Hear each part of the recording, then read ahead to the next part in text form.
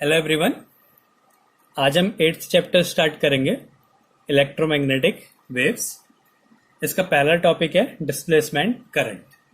ये displacement current जो है ये एम्पियर सर्किटल लॉ से मिला। उसमें मैक्सवेल ने एम्पियर सर्किटल लॉ में मैक्सवेल ने कुछ चेंजेस किए, तो उसमें जो है ये कॉन्सेप्ट बना डिस्प्लेसमेंट करंट। तो अब डिस्प्लेसमेंट करंट क्या है इसको देखते हैं। तो पहले हम एम्पियर सर्किटल लॉ देखेंगे। According two ampere circuital law, according two ampere circuital law, ampere circuital ampere circuital law में क्या बोला कि मैग्नेटिक फील्ड का किसी लाइन के लिए जो इंटीग्रल है, इंटीग्रेशन कर रहे हैं, उसमें करंट होने वाले करंट के, उसमें फ्लो होने वाले करंट का म्यू नॉट टाइम्स था। तो ये एम्पियर सर्किटल लॉ था, P dot D L equals to mu naught I. और इसके कारण अगर हम एक वायर से किसी डिस्टेंस पे मैग्नेटिक फील्ड निकालते हैं और उसकी वैल्यू थी mu naught I upon 2πr। तो अब मैक्सवेल ने इसमें कुछ प्रैक्टिकल्स किए। उन्होंने क्या करा, एक वायर लिया, उसमें एक कैपेसिटर भी लिया, इस तरीके से कनेक्ट है और इसमें करंट फ्लो हो रहा है। उन्होंने एक पॉइंट लिया जो कि इस वायर से r डिस्टेंस पे है। ये पॉइंट हो गया P, मान लिया ऐसे P है। और इस कैपेसिटर के भी सेंटर से r डिस्टेंस पे एक पॉइंट लिया जो कि Q मान लिया। उन्होंने एक कंडीशन ली, एक कैपेसिटर लिया, उसको एक वायर से कनेक्ट कर दिया और उसमें करंट फ्लो कराया। और r डिस्टेंस पे दोनों से सेम डिस्टेंस पे दो पॉइंट कंसीडर करे, P और Q। तो उन्होंने देखा कि जो P पॉइंट पे जो मैग्नेटिक फील्ड है, एम्पियर सर्किटल लॉ से हमने पहले भी सॉल्व किया हुआ है कि एक स्ट्रेट वायर के लिए r डिस्टेंस पे मैग्नेटिक फील्ड क्या होता है। तो इसके अकॉर्डिंग जो है, एम्पियर सर्किटल लॉ के अकॉर्डिंग जो P पॉइंट पे वहां पे मैग्नेटिक फील्ड निकला, magnetic field at point P point पे जो मैग्नेटिक फील्ड निकाला वो निकला mu naught I upon 2πr, अगर इसमें करंट फ्लो हो रहा है आई। तो ये एम्पियर सर्किटल लॉ के अकॉर्डिंग ही था सारा, कि इस पॉइंट पे जो मैग्नेटिक फील्ड है वो mu naught I upon 2πr होता है। अब इससे पहले हमने क्या पढ़ा कि जो कैपेसिटर होता है इसके अंदर करंट फ्लो नहीं करता है, और इसके अंदर अगर करंट फ्लो नहीं करता है तो एम्पियर सर्किटल लॉ से अगर करंट नहीं है तो मैग्नेटिक फील्ड जीरो होना चाहिए।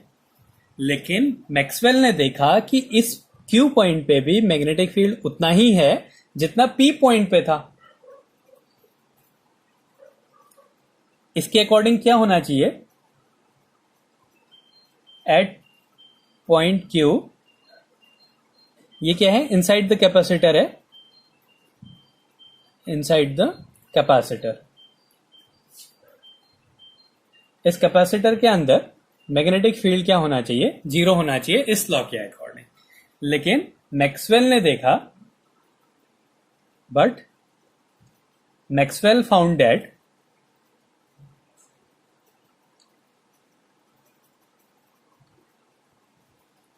Magnetic field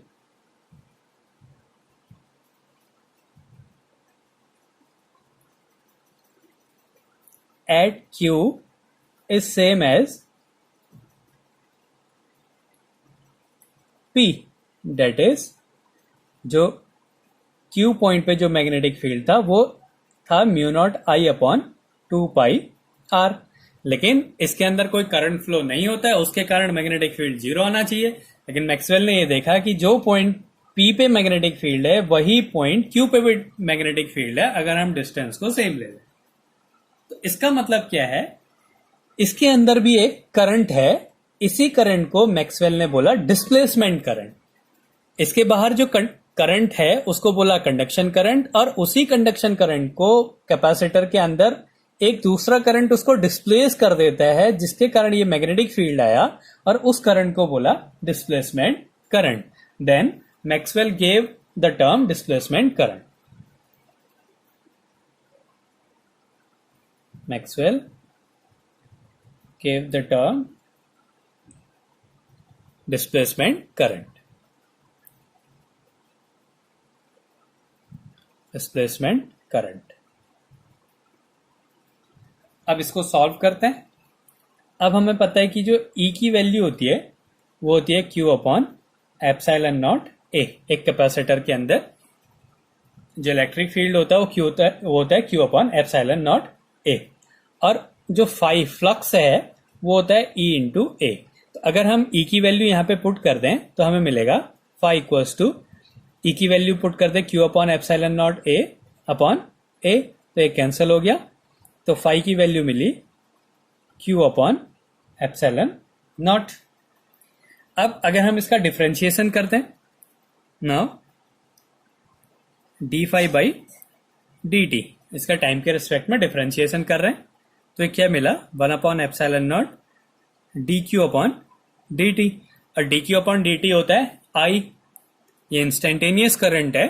D Q upon D T, ये Q upon T equals to I, तो ये हो गया इंस्टेंटेनियस करंट। तो यहां से मिला D phi by D T equals to 1 upon epsilon naught into I. और ये जो करंट था इसको बोला डिस्प्लेसमेंट करंट। तो यहां से डिस्प्लेसमेंट करंट की वैल्यू होगी epsilon naught d phi by D t. तो मैक्सवेल ने बोला कि जो ये करंट है, जो इसमें जो करंट फ्लो हो रहा है वो होता है आई सी प्लस आई डी के इक्वल होता है। अगर हम कैपेसिटर के बाहर रह रहे हैं तो वहां पे आई डी जीरो होगा और आई सी के कारण मैग्नेटिक फील्ड मिलेगा, और कैपेसिटर के अंदर जा रहे हैं तो वहां पे कंडक्शन करंट जीरो होगा और उस कंडक्शन को डिस्प्लेस कर देगा डिस्प्लेसमेंट करंट, जिसके कारण जो है मैग्नेटिक फील्ड आएगा mu naught I upon 2 pi r. तो मैक्सवेल ने फिर एम्पियर सर्किटल लॉ को थोड़ा सा चेंज कर दिया। तो उनके अकॉर्डिंग क्या हो गया, integration B dot D L equals to mu naught I की वैल्यू क्या हो गई आई सी प्लस आई डी। तो ये हो गया B dot D L equals to mu naught I c plus I d की वैल्यू हो गई epsilon naught d phi by D t. इस इक्वेशन को बोलते हैं एम्पियर मैक्सवेल सर्किटल लॉ। जो ये लॉ हो गया ये होगी एम्पियर मैक्सवेल सर्किटल इक्वेशन हो गई है। और जो ये लॉ बना ये बना एम्पियर मैक्सवेल सर्किटल लॉ।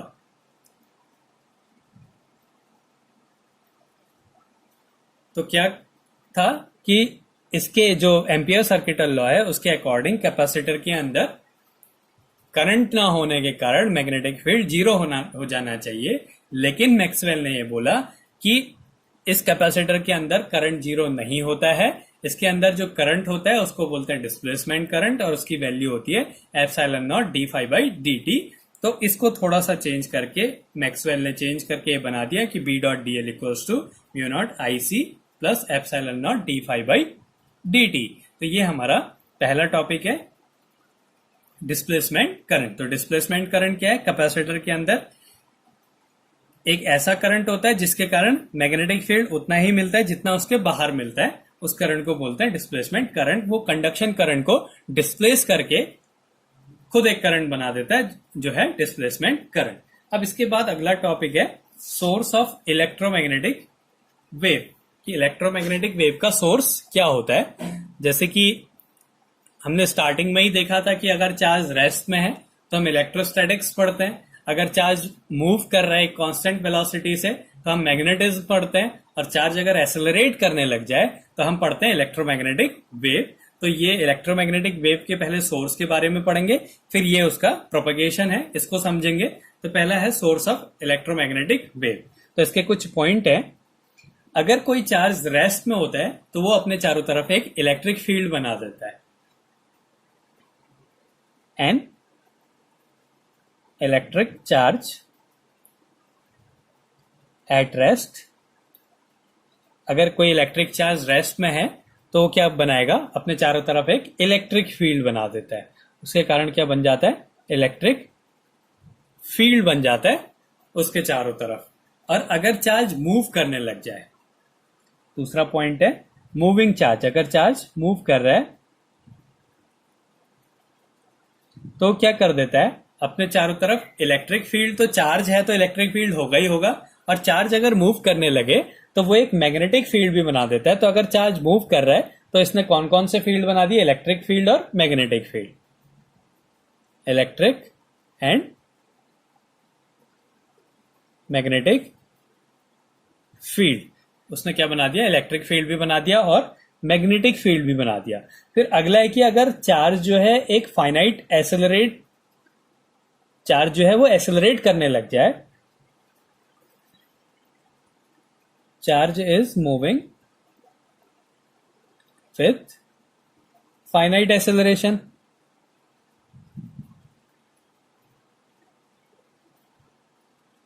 अगर चार्ज एसेलरेट करने लग जाए, चार्ज मूव करे एक फाइनाइट एसेलरेशन से, तो ये क्या बना देता है? इलेक्ट्रिक और मैग्नेटिक। इसके कारण क्या होगा? जो इलेक्ट्रिक फील्ड है और मैग्नेटिक फील्ड वो टाइम के साथ चेंज होने लगेंगे। अगर एसेलरेशन है तो उसका मतलब क्या है? उसमें इलेक्ट्रिक फील्ड और मैग्नेटिक फील्ड जो है टाइम के साथ चेंज होने लगेगा। इससे क्या मिलेगा हमें? Electric field and magnetic field change in space and time.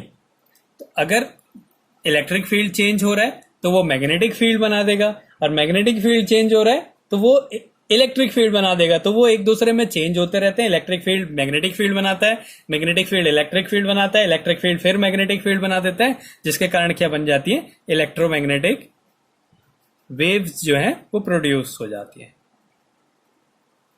Electromagnetic wave produced. अब होता क्या है?